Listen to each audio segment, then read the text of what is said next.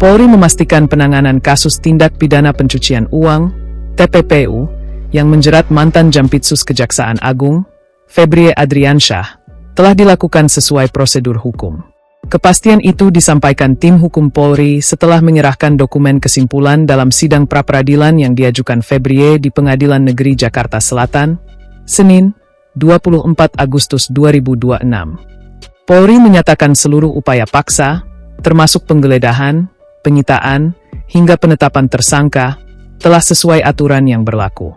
Sementara itu, Febrie melalui tim kuasa hukumnya mempersoalkan sejumlah tindakan hukum dalam perkara tersebut.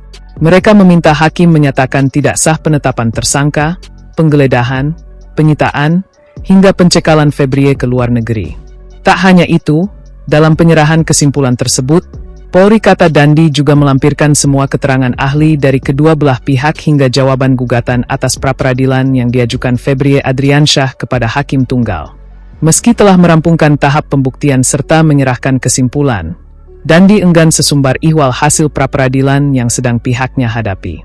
Dandi mengaku menyerahkan sepenuhnya kepada Hakim Tunggal Richard Edwin Basuki mengenai hasil akhir dari gugatan tersebut yang akan diputuskan pada Kamis 27 Agustus 2026 mendatang. Kita tunggu hari Kamis ya, ucap Dandi.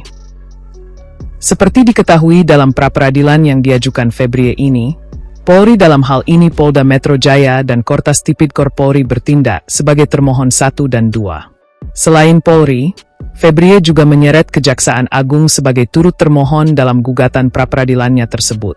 Terkait pra-peradilan ini, Febrie melalui tim kuasa hukumnya tim hukum mantan meminta agar Hakim Tunggal Pengadilan Negeri Jakarta Selatan mengabulkan seluruh permohonan pra-peradilan kliennya yang diajukan terhadap Polda Metro Jaya, Kortas Tipidkor Polri dan Kejaksaan Agung.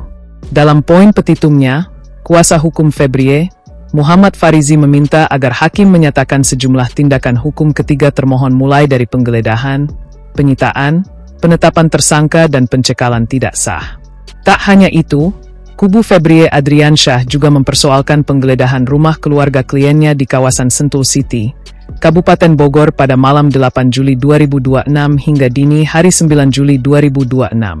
Tak hanya itu, permohonan terkait juga diajukan pihak Febrie atas pencekalan berpergian ke luar negeri yang dilayangkan Polda Metro Jaya kepada pihak imigrasi selama 20 hari. Kemudian dalam petitum permohonannya, kuasa hukum Febrie juga meminta agar barang, dokumen dan data yang diperoleh dari penggeledahan dan penyitaan yang dinyatakan sebagai alat bukti diperoleh secara tidak sah sehingga tidak dapat digunakan dalam proses hukum. Alhasil mereka meminta agar hakim memerintahkan termohon untuk mengembalikan seluruh barang bukti yang telah disita dalam proses penggeledahan tersebut.